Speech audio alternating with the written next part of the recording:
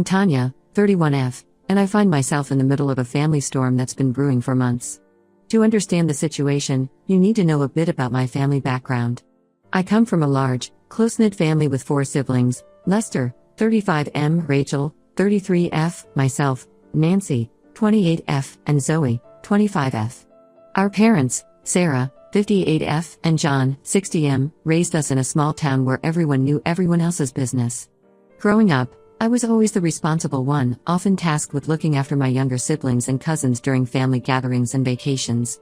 Our extended family is equally expansive.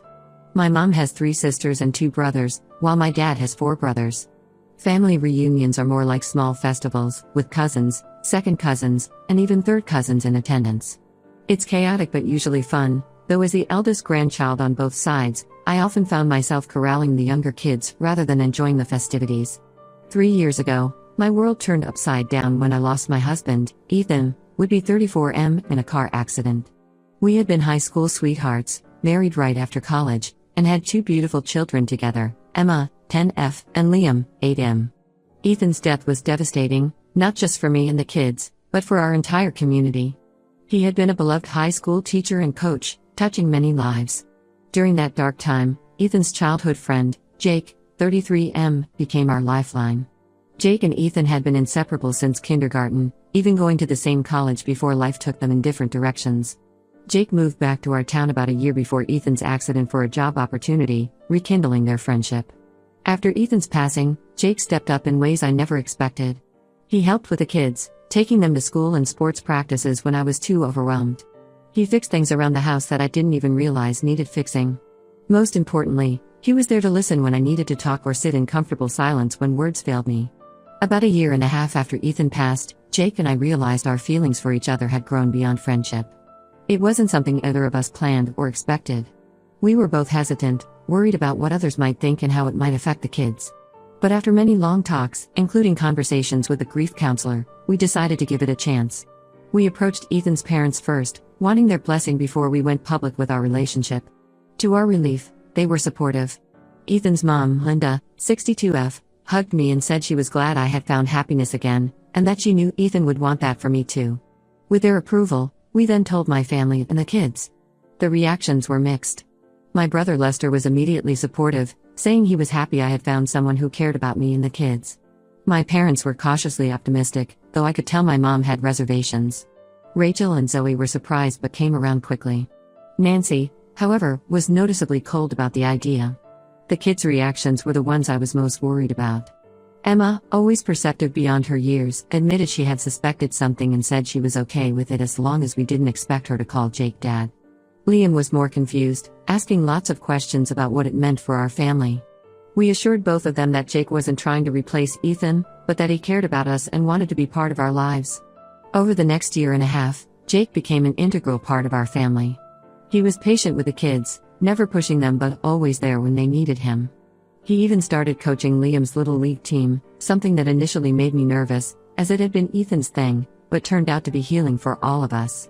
Last Christmas, Jake proposed. It wasn't a grand, public gesture, he knew that wasn't my style. Instead, after the kids were in bed and we were cleaning up from our small family Christmas dinner, he pulled out a ring and simply asked if I'd marry him. I said yes without hesitation. We decided to have a small, intimate wedding in June, just 6 months away. We wanted to keep it low-key, considering my previous marriage and the kids' feelings. The guest list would be limited to immediate family, close friends, and a few of Ethan's relatives who had remained close to us. Everything was going smoothly until my younger sister, Nancy, announced she was pregnant. Nancy and her husband Tom, 30M, had been trying for years. They had suffered through 2 miscarriages, and this pregnancy was considered high risk. Naturally, the family was overjoyed at the news. At first, everyone was excited about both events. But as time went on, I noticed a shift in my family's attitude. My mom started hinting that we should postpone our wedding. She said it wasn't fair to Nancy to have 2 big family events so close together, especially given Nancy's delicate condition. I explained that we had already booked the venue, sent out invitations, and that postponing wasn't an option. Things escalated when Nancy called me crying, saying I was stealing her thunder and that no one would care about her baby shower because they'd be too focused on my wedding. I was shocked. Nancy and I had always been close despite our age difference. When she was little, she would follow me around like a shadow, and I had always looked out for her. I reminded her that we had planned our wedding before her pregnancy announcement, and that there was plenty of time for both events. My other siblings started taking sides. Lester supported me, saying I shouldn't have to change my plans. But Rachel and Zoe sided with Nancy, calling me selfish for not considering her feelings. Rachel even brought up the fact that I had already been married once, implying that this wedding wasn't as important. The situation came to a head at our monthly family dinner last week. These dinners had been a tradition in our family for as long as I could remember, started by our grandmother as a way to keep the family close. Usually, they were filled with laughter, good food, and catching up. But this one was different. Nancy announced that her doctor had concerns about potential complications and recommended bed rest for the last month of her pregnancy. This meant she might not be able to attend our wedding. Instead of sympathy, I was met with accusations.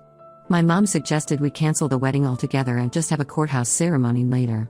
When I refused, she called me heartless and said I cared more about being the center of attention than my sister's health. Jake tried to mediate, suggesting we could live stream the ceremony for Nancy if she couldn't attend. But my family dismissed this idea, saying it wasn't the same. They insisted that if I truly cared about family, I would wait until after the baby was born to get married.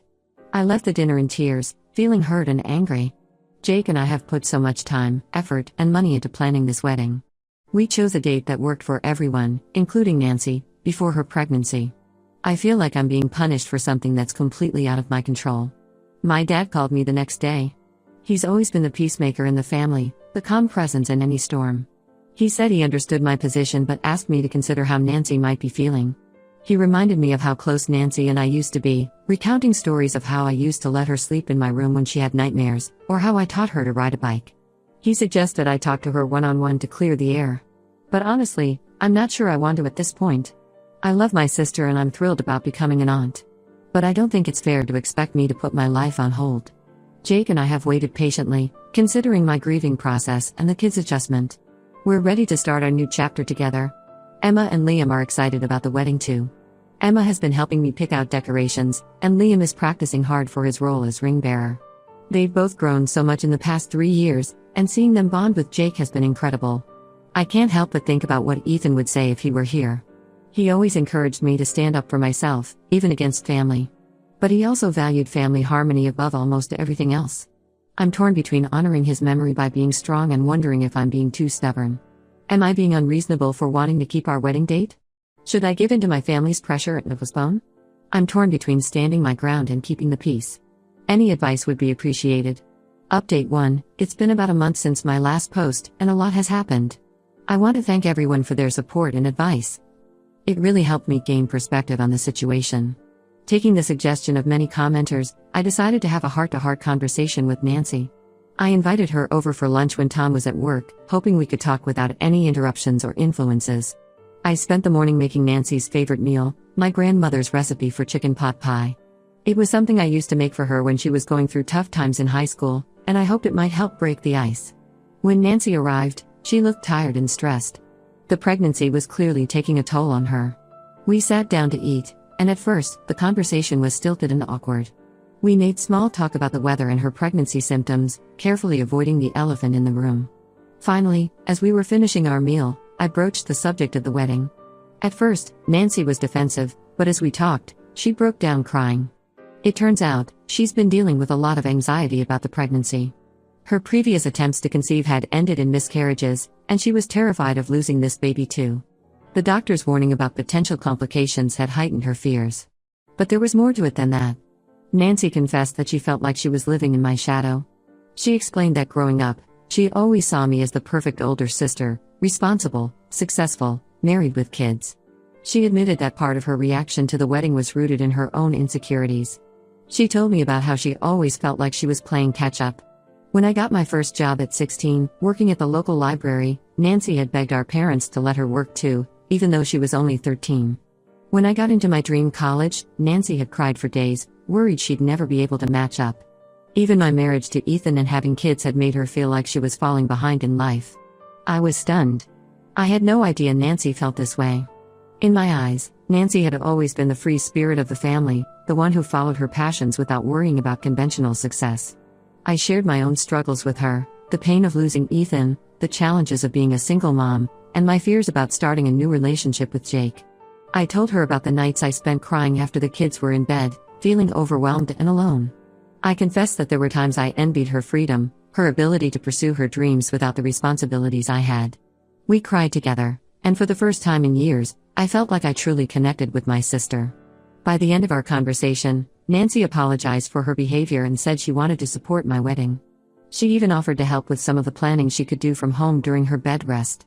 We spent the rest of the afternoon looking through wedding magazines and websites, just like we used to do when we were teenagers dreaming about our future weddings. Encouraged by this breakthrough, I decided to talk to my mom. I invited her over for coffee the next day, after dropping the kids off at school. Mom has always been a force of nature, strong-willed and opinionated. But as she sat at my kitchen table, clutching her mug of coffee, she looked older and more tired than I'd ever seen her. I explained Nancy's feelings and my own perspective. Mom listened, and while she didn't fully agree with me, she understood better where I was coming from. She shared her own fears about Nancy's pregnancy, admitting that part of her insistence on postponing the wedding was due to her anxiety about the baby. We talked for hours, delving into family history and long-held assumptions. Mom told me stories about her own sisters, and the rivalries and misunderstandings that had shaped their relationships over the years. She agreed to stop pushing for a postponement and to help mediate with the rest of the family. Things seemed to be looking up, but then another complication arose. Jake's parents, who live overseas, called to say they couldn't make it to the wedding in June due to his father's unexpected surgery. They asked if we could consider moving the date to August when they'd be able to travel. Jake and I had a long discussion about this. On one hand, we didn't want to give in to the pressure from my family. On the other, we both felt it was important for his parents to be there. Jake's relationship with his parents had been strained for years, ever since he decided not to join the family business and pursue his own career instead. This wedding was a chance for reconciliation, and we didn't want to miss that opportunity. After much deliberation, we decided to postpone the wedding to August. It wasn't an easy decision, but it felt right. When we announced this decision to my family, their reactions were mixed. Nancy was genuinely apologetic, saying she felt terrible that we were changing our plans. My mom seemed relieved but tried not to show it too much. Lester was supportive as always, while Rachel and Zoe were suspiciously quiet. I made it clear to everyone that this decision was made solely because of Jake's parents, not because of any pressure from them. I also set some firm boundaries, stating that I wouldn't tolerate any more drama or attempts to control our plans. The silver lining in all of this is that the venue we had booked for June had an opening in August, so we didn't lose our deposit. Plus, the later date means we have more time to plan and save up for some extras we initially couldn't afford.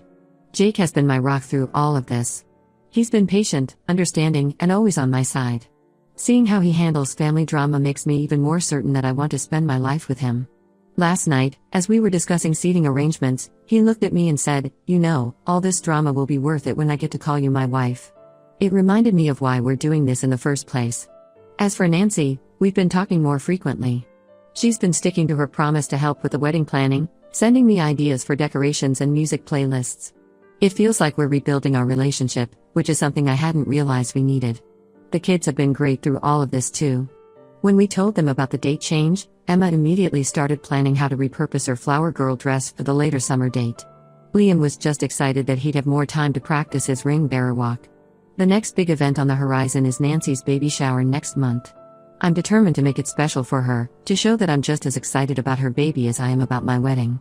I've been working with Rachel and Zoe to plan it, which has helped smooth over some of the tension from earlier. As I write this, I feel a mix of emotions, relief, anticipation, and a bit of lingering anxiety. But mostly, I feel hopeful. Hopeful for my future with Jake, for Nancy's baby, and for our family's ability to come together despite our differences. Update 2. It's been 2 months since my last update, and I'm writing this with a whirlwind of emotions. A lot has happened, and not all of it good. First, the positive news: Nancy gave birth to a beautiful baby girl, Sophia, 3 weeks ago. Despite the earlier concerns, both mom and baby are healthy. The family has rallied around them, and it's been heartwarming to see everyone come together. I was there at the hospital just hours after Sophia was born, and holding my niece for the first time was an incredible experience. It brought back memories of when Emma and Liam were born, and I found myself sharing stories with Nancy about those early days of motherhood.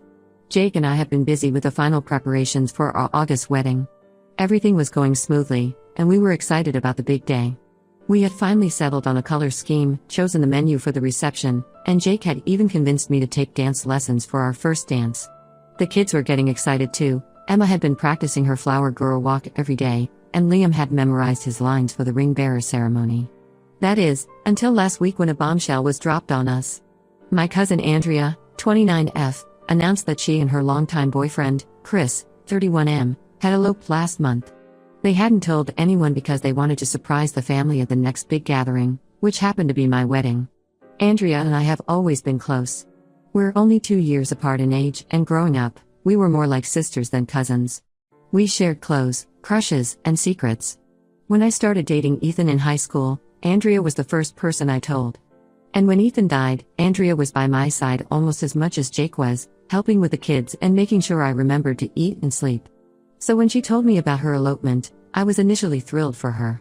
Andrea and Chris had been together for years, weathering long-distance periods and family disapproval. Chris comes from a very different background than our family. I knew how much they loved each other and how long they had waited for this. But then Andrea asked if they could use our wedding reception to announce their marriage and celebrate with the family. She said it would be perfect, everyone would already be gathered, dressed up, and in a celebratory mood. Plus, she argued, it would take some of the attention off Jake and me, which she thought might make us more comfortable given my previous marriage. I was taken aback. I tried to explain gently that while I was thrilled for them, I didn't feel comfortable with them making such a big announcement at our wedding. I suggested we could plan a separate family gathering to celebrate their union, maybe a big barbecue at our grandparents' farm where we used to spend summers as kids. Andrea didn't take this well. She accused me of being selfish and said I was trying to hog all the attention. She brought up the fact that we had already postponed our wedding once and questioned why we couldn't share the spotlight. She even mentioned that since this was my second wedding, it shouldn't be such a big deal to me. That last comment stung more than I let on. Yes, this was my second wedding, but that didn't make it any less important or meaningful. If anything, it made it more significant because I knew exactly how precious and fragile love and life could be. The situation quickly spiraled out of control. Andrea told other family members about our conversation, painting me as the villain. Some relatives, including my Aunt Linda, 55F, and Uncle Paul, 57M, started pressuring me to let Andrea and Chris make their announcement. They argued that it would be a beautiful moment of family unity and that it would make the day even more special. My mom, who I thought was finally on my side, suggested that letting Andrea share our day would be a nice gesture and would bring the family together. She reminded me of all the times Andrea had been there for me, especially after Ethan's death. Even Nancy, who had been supportive lately, said she thought it might be a good idea, though I suspect she was just trying to keep the peace while dealing with a newborn. I was hurt and frustrated. After all the drama with Nancy's pregnancy and the postponement, I thought we were finally going to have our day. Jake was furious. He pointed out that we had already compromised once and that it wasn't fair for the family to keep making demands. He was particularly upset because he felt like the family still saw him as an outsider, not fully understanding or respecting our relationship. The situation came to a head at a family barbecue last weekend. It was supposed to be a casual get-together to celebrate Sophia's birth, but it quickly turned into a heated discussion about the wedding.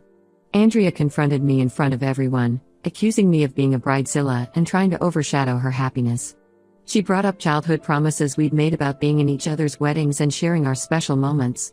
I lost my cool and told her that if she wanted a big wedding celebration, she shouldn't have eloped. I reminded her that she had chosen to keep her marriage a secret and that it wasn't fair to hijack our wedding for her reveal. The words came out harsher than I intended, and the hurt look on Andrea's face made me immediately regret my outburst.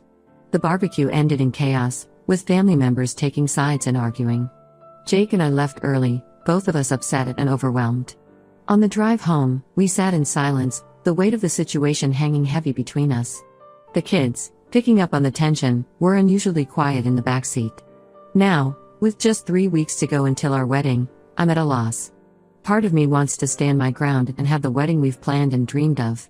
We've put so much thought into every detail, from the personalized vows we've written to the special dance Jake has been practicing with Emma. It feels wrong to have to share that intimate moment with another couple's announcement. Another part of me is so tired of the family drama that I'm tempted to cancel everything and elope ourselves. Jake and I have talked about it, just taking the kids and going somewhere beautiful and quiet to exchange our vows without all the fuss and family complications. Jake says he'll support whatever decision I make, but I can see the strain this is putting on him too. He's frustrated with my family's behavior and feels like they don't respect our relationship. Last night, He confessed that he's worried all this drama is making me have second thoughts about marrying him. I assured him that wasn't the case at all. If anything, this whole ordeal has made me more certain that he's the one I want to spend my life with. His patience, understanding, and unwavering support through all of this have shown me the depth of his love and commitment. I love my family, but I'm starting to wonder if all this stress is worth it. Should I give in to Andrea's request to keep the peace? Should we go ahead with our plans and risk further family conflict? Or should we just cut our losses and elope? I never imagined planning a wedding could tear my family apart like this. Any advice on how to handle this situation would be greatly appreciated. Update 3. It's been a whirlwind few weeks since my last update, and I'm finally sitting down to share what happened. After much soul-searching and long discussions with Jake, we decided to stick to our original wedding plans. We realized that if we kept giving in to family demands, it would never end. We sent out a clear message to everyone: our wedding would be about celebrating our love and starting our new life together. Any drama or attempts to hijack the event would not be tolerated. To our surprise, this firm stance actually seemed to work. Most of the family backed off, and even Andrea apologized for her behavior, though I suspect Aunt Linda had a hand in that. Andrea and I had a long, tearful conversation where we both admitted to letting our emotions get the better of us. We agreed to plan a separate party to celebrate her marriage after our honeymoon. The week before the wedding was hectic but mostly drama-free. Then, 2 days before the big day, we got an unexpected call.